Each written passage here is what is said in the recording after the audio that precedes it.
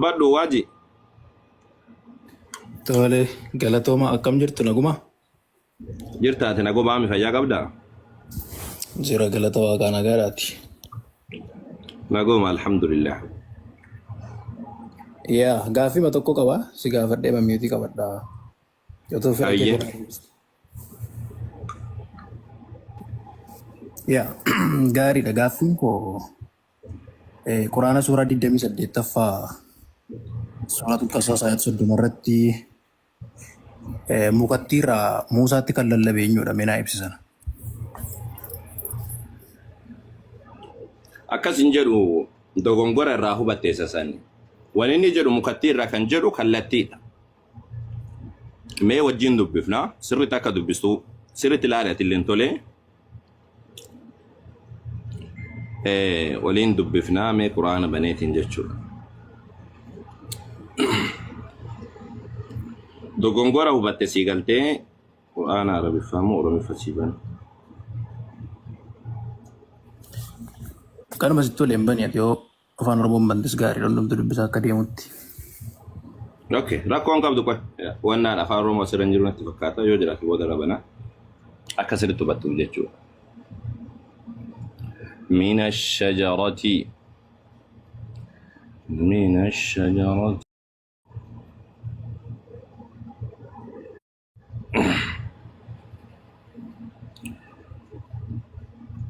هايا بسم الله اوكي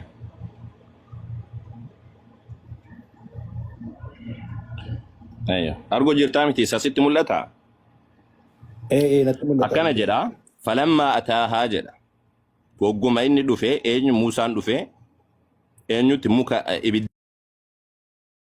sanitti jechuudha ibidda wayida argee wogguu ibiddatti dhufe nuudiya ni lallabame eenyu ka lallabe rabbidha subhaanahu wa ta'ala min shaaxi ilwaadi al-aymani caafii yookaan ammoo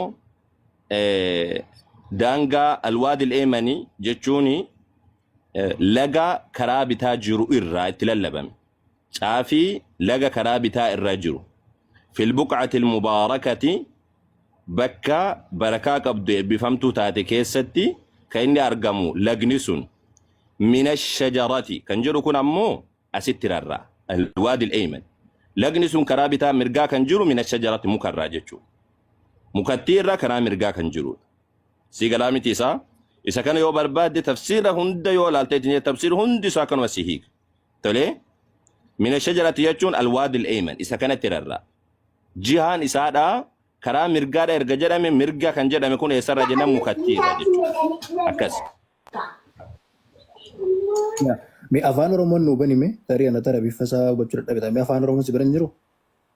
Ifama garuu. Afaan Oromoodhaa meeqa si barbaada as keessaa jawwaala kanarra yoo jiraate. Yaa afaan Oromoo isaarraati. Eewa isa kana nu battuu kan siin jedhe kana.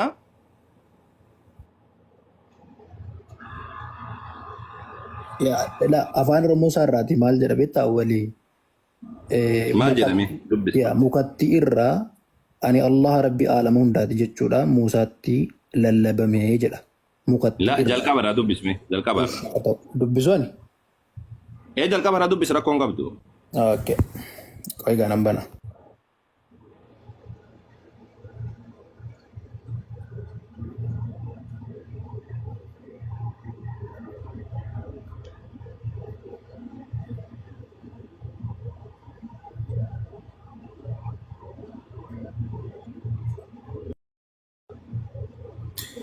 Tole digdamii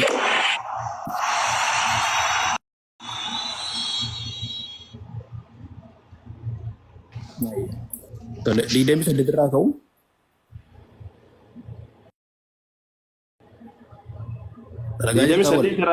Diidamii saddeet irraa ka'ii akka barbaadde godhe ati dubbisi malee bakka sun homaa rakkoon qabu. Okay. 29 irraatii ka'a.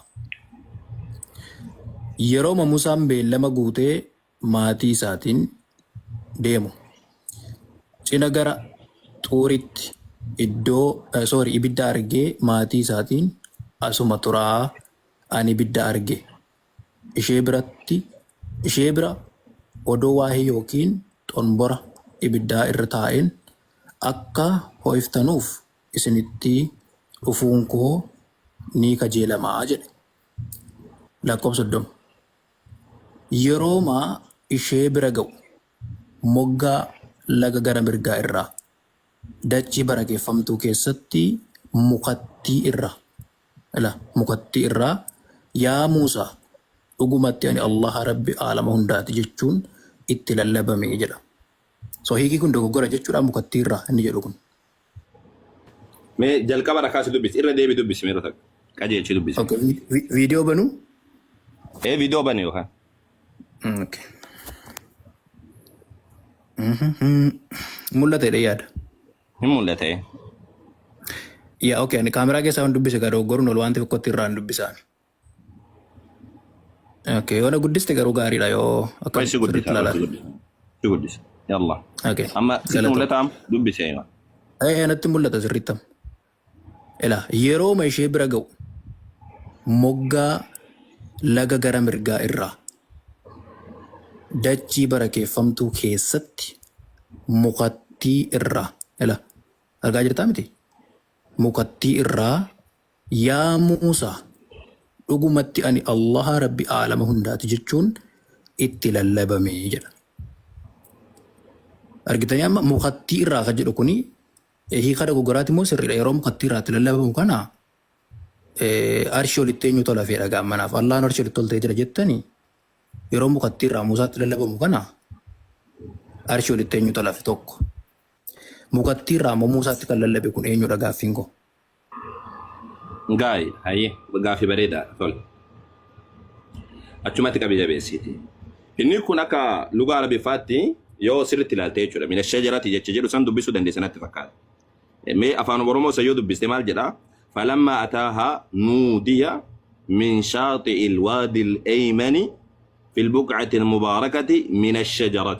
أرجو جرتامي تسمى من الشجرة كجرسان شجرة يجونا فانا ربفات من كجرسان مم إرّا كنجرسان فيدا إرّا كنجرسان كيستي رب سبحانه وتعالى بك كانت نبي الله موسى عليه السلام للبو راف يو كان أمو دبيتي دبتشو راف نبي الله موسى عليه السلام أكا كراسان روفو قولي ergaduu fi ammoo nabiyyi Allah Muusaa alayhi salatu itti lallaban karaa kam itti lallabame moggaa yookaan caafii lagaa kan gara mirgaadha jiru nabiyyi Allah Muusaa alayhi salam dhufu jira gara mirga isaatiitti kan argamu fil buq'ati mubaaraka amma bakka barakaa qabdu keessatti min ash-shajarati jechuun mukattii irra kan jiru kuni akkuma siin jedhe kana tafsiirri irra caalu isa siin jedhe saniidha mukattii irra gara mirgaatiitti kan argamu lagni sun jechuudha.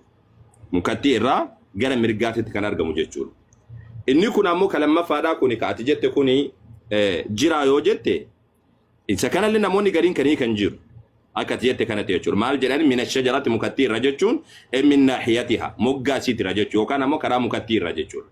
Muka takkaatu achi jira muka sanirraa ibiddi bakka sanitti mukattii sanirratti boba'e ibidda jechuun kun ammoo kan nabiyyi Allah Muusaa argeessan jechuudha. Achirra Rabbiin subhaanahu wa ta'ala itti dubbatee kan jiru.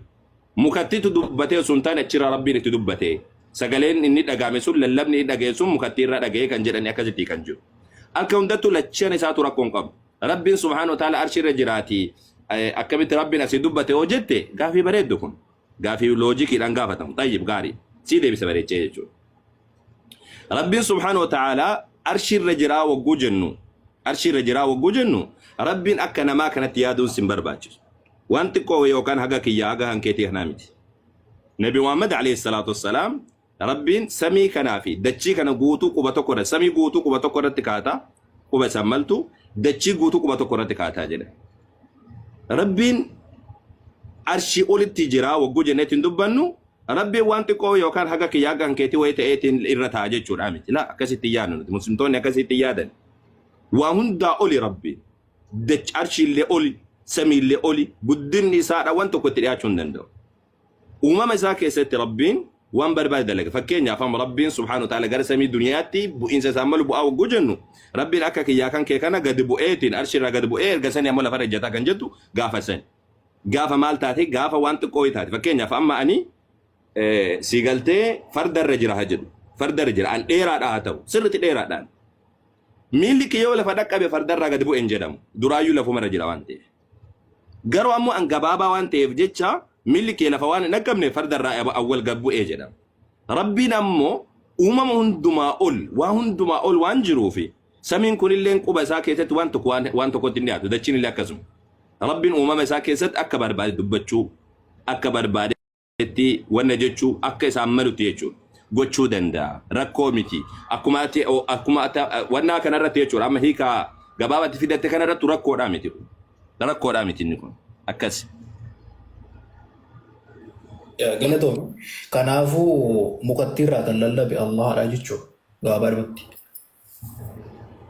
sagalee rabbiitu subhaanahu wa ta'ala mukattiirratti dhagaamee jechuudha ani Allah akka inni jedhe akka hiika kanaatti sii deeme beeki akka hiika kaanitti ammoo bakka kana taasawaa jira yoo sitti mul'isetti ammoo tafsiira sitti mul'isa tole yaa tasfiira ammoo kamitti dandaree quraanni kun addeessaa waa hundaati jedhame tiri awwal amma ila tafsiira jechuun bar waaji tafsiira jechuun waan biraati miti bar lugaa arabifaadhaatti hirkataniiti fakkeenyaaf amma osoo lugaa arabifaadhaa hubatte min jecha jedhu san irraa ka'a wanni hundi isaa jechuun min shajaraatti wagguu jedhu san min jecha jedhu san irraa ka'a minin tuni ibtidaa gaayaati moo eessatti rarraati jaarra majruura waan jedhantu jira jaarru wa majruur waan jedhamutu jira lugaa arabifaarraa kan ka'edha si galtee minin tun qofti hiika baay'eedha qabdi hiika gara kudhanii oliidha qabdi min jechi jechuu qofti jechuudha tafsiira jechuun asumarraa ka'aniitiin haasa'u jechuudha malee namni fedha ofiitiin haasa'u jechuudha miti akkasii hubadhu tolee ati amma sandiisi ati isa sandiisi beekayyaa kaan irra deemu sandiisi kan keetuma kanarra deemna jechuu koota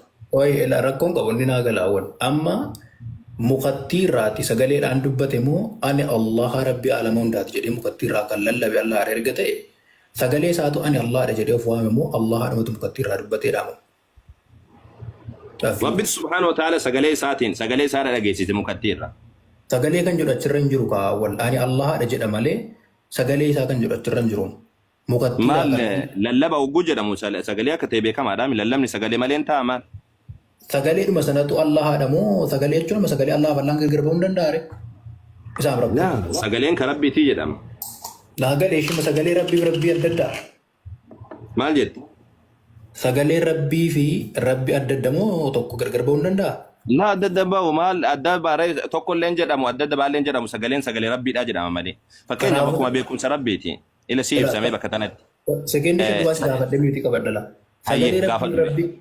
sagalee rabbiin adda baasuu hin dandeenyu erga ta'e sagaleen Allah muka sanarraa dubbatu Allahadha moo Allah mitire wagaa fi bareedaadha isa kana irratti barumsa akkasiidha islaamummaa keessa hin jiru filosoofiin akkasii filosoofii siigaltee filosoofii hogguu siin jedhu naariin filosoofii jechuun beektadheetii yaada yaadni akkasii sun yaada kiristaanummaa keessatti yeroo hedduu haasa'u malee islaamummaa keessatti akkasiidha miti sirriitti ibsame fakkeenyaaf dubbii rabbiidha yookaan sagalee rabbiidha hogguu jennu ammas dabalataan beekumsa rabbii hogguu jennu ogummaa rabbiidha hogguu jennu kun hundi isaadha waan addatti baheetiin deemamuudha miti addatti bahee kun rabbiidhaan jedhamu fakkeenya beekumsa rabbiitiin rabbiin jennu ogummaa rabbiitiin rabbiidhaan jennu rahmata rabbiitiin rabbiidhaan jennu sagalee rabbiitiin rabbiidhaan jennu akkasumallee rabbii mitillee hin jennu akkasiin jedhamu maal jedhama malee sifa jedhama sifa jechuun waan rabbiin ittiin himamu jechuudha rabbiin ni dubbata inni dubbata sagalee isaanii dhagama inni dhagama achumatti dhaabata siigaltee rabbiin sifa qaba yookaan ammoo beekumsa qaba sagalee qaba dubbii qaba jenneetiin dubbanni dubbata inna malee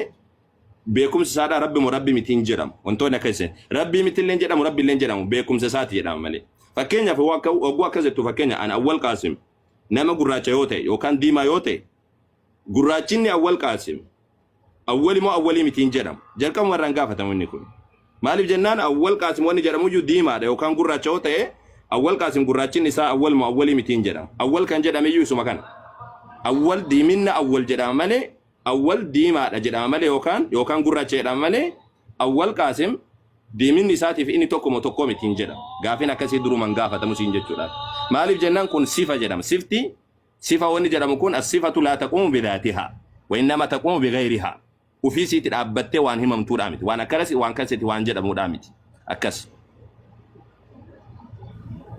yaa haay agaa rakkoon qabu hubannaa keenaaf qooddeetta hangaroo akkuma jira jirutti akka nu baddeetti erga jechi Allah falla ba'uu hin danda'a adda adda ba'uu hin danda'an ta'e Allahadhaaf jechi isaa adda ba'uu hin danda'an erga ta'e sifa isaati erga ta'e sifi Allah moo Allah miti jechaa jirta yoo ta'e kanaafuu mukattiirraa akkasiin jenne akkaan jedhetu badhu waajjire Ustaaza dhiifama jalqaba irratti akkaan jedhetu badhu waajjire hubannaa teenaa qooddee jirta osoo hin ta'in ilmii waan kanarraatu si himu jira malee hubannaa isaa si himutti hin jiru. Akka kanatti hin hubatin qixa ilmii waan kanatti hidhaadhaa si ibsutti hubadhu siin jedha. Akkas waji sigaltee waan naadhaa miti akkasiin hin jenneen sirriitti yoo hubatte akkasiin hin jenneen meessifa waan jedhu kan akkaataa siin jedhe san ibsuu dandeessame hubattee hubachuu dhabdee isaa akka hubatte. Sifaa yeroo jettu amala jechuudha miti wanta san ibsu amala. Sifa jechuun eeywa akkas hubattee jirta jedheeti. Sifa jechuun hima waan tokkodha jechuudha. Fakkeenyaaf amma awwal hin dubbataa dheeraadha gabaabaadha hin dubbataan beekaa waan kana beekaa afaan kana beekaa waan akkasidha beekaa waan akkanaa hin beeku waan jedhamu kan. Wantoonni akkanaa kunniin nama sifa jedhama. Sifa waan tokkodha jedhama malee adda baafamee ilaalamu. Waan tokkorraa adda bahee ilaalamu siin jechuudha. Yaa kanaafuu amala jechi Allah irraa adda bahee ilaalamuu hin danda'amu hin danda'u wal jechuun irraa adda baasne irra dandeenya. Jechi isaa hin dandeenyu addaan baasuun hin danda'amu isallee jechuun hin danda'amu. Isallee jedhamu jechi tokkicha qofa fudhateetiin jechi rabbiidha jettee dubbachuu hin dandeessu. Walirraa bakka bu'aan ta'e hima isaati. Amala isaati hin dubbata jechuu dandeessa malee. Shama fakkeenyaaf ruuhiinsaa jechi Allah irraa adda bahuu hin danda'amu hin danda'u qaba baadhumatti. Maal jechuudha? Fakkeenyaaf amma Allahan jecha qaba miti nafsi jechuun lubbuu qaba ruuhii qaba miti. La ruuhiin qabu. Nafsi jechuun ati nu banne. Nafsi jechuun jecha Arabiffaa keessatti gabaayira qaba. Ruuhiin jedhamu. Okay, ruuhii qaba moo qaba Allahu? Lakki ruuhiin qabu ruuhiin uumamtuudha. Oh. Okay, maali Quraana suuraa Rabbiin ruuhiin qabu. Quraana suuraa 5ffaa keessatti yoon dogoggora waan lakkoofsa 116 irratti Isaan Allahadhaan ani waan lubbuu kee keessa jiru hin beeku jedhaa miti. La lubbuu jechuun bar fakkeenyaaf lubbuu kan kee baraari jechuun waggu dubbatamu zaataan jedhama afaan Oromoo keessattuu nafsii jedha jechi achi jedhu ruuhiin jedhu ruuhiin jecha Arabiffaati. Okay, ruuhiin afaan Oromootti maalidha re? Ruuhiin afaan Oromootti waggu dubbatamtu waan ittiin jiraatu waan keessa kan kee ruuhii jedhama. Maalidha inni lubbuu miti? Lubbuu waggu jedhama afaan Oromootiin maal jechuudha? Yoo sirriitti naa hiiktisiifii qaba akkasumatti. Jechuun lubbuu jechuun wanta fakkeenyaaf qaama qabu tokko fakkeenyaaf nama fakkeenyaaf fudhannu nama tokko gara socho'uutti gara miira isaatiin socho'uutti kan fidu yoo lubbuu qabaate lubbuu sun keenya ta'an socho'uu hin danda'u. La afaan Oromoo keessattuu akkasiidhaa miti fakkeenyaaf. Akka miree lubbuun fakkeenyaaf wagguu dubbatan lubbuu meeqa isin wagguu dubbatan lubbuu meeqatu azira wagguu jedhamu lubbuu haganaatu azira jedhama lubbuu jechuun zaataan jedhama qaama mul'atu kana illee ni jedhama afaan Oromoo keessatti. Zaataan jedhama jechuudha. Zaataan illee ni jedhama. Ka keessa namaa jiru san illee ni jedhama. Afaan Oromootitti siin jechuu kiyya. Kamaarree lubbuu jechuun nama fakkeenyaaf loqoda garaagaraa keessatti kallattii garaagaraa ni hiikamuu danda'a. Garuu lubbuu jeneraalii waliigalatti yoo laalle wanta tokko akka inni socho'uuf akka inni maal jedhama muuf godhuuf kan sochoosuu danda'u jechuudha. Fakkeenyaaf amma namni tokko. Akkasiidhaa miti. Asan qofaa miti. Lubbuu jechuun afaan Oromoo keessatti waa lamaaf fayyadama. Fakkeenyaaf amma wagguu dubbatamu haasawa kee haasofnu keessa siin jechuudhaaf. Fakkeenyaaf lubbuu hedduutu har'a bahee azira jedhama. Lubbuu hedduutu bahee azira wagguu jedhama. Afaan Oromoo keessatti dubbatama. Namoota hedduutu azira jechuudha abbaa nama malee ruuhii kan nama keessa jirtu sanidha. Ta nama keessa jirtuun illee lubbuun jedhama dhugaadha. Namaan illee ni jedhama. Zaatuma kana yookaan waan mul'atu kanaan illee lubbuun ni jedhama. Waa lamaan akkasitti hiikamaa jechuudha. Yoo tagaraa keessaa san ta namni ittiin jiraachuu baante akka namni deemuu kan godhu san yoo baante isa san rabbiin ni qaban jedhamu. Hin jiru inni sun. Nafsi yoo ni jedhamu kun zaata. Rabbiin zaata qaba. Itti galtee zaata qaba. Ofii isaatii waan jiru tokkodha. Zaata qaba jedhama malee ruuhiin jedhama. Tolee? Okay, amma kanaafuu ruuhiin sun maalidha ree? Garaagarummaan ruuhii fi lubbuu gidduu jiru maali? Ruuhiin ni uumamte jettee amantaati? Ruuhiin uumamtuudha maal yasaluunaka ani ruuhi qul ruuhu min amri rabbii jedha. Suuraa 17 irratti. Deegaltee waa'ee ruuhii irraa si gaafatanii ruuhiin ajaja rabbii kiyyaatirraa waan deemuudha jedhi dubbadhu jedhaan. Ruuhiin uumamtuudha Allah makhluuqa. Ruuhiin uumamtuudha erga ta'eeti amma fakkeenyaaf ruuhiin uumamtuudha jettaan maalirraa uumamtuudha ruuhiin fakkeenyaaf amma Aadam biyyee irraatii uumame namni erga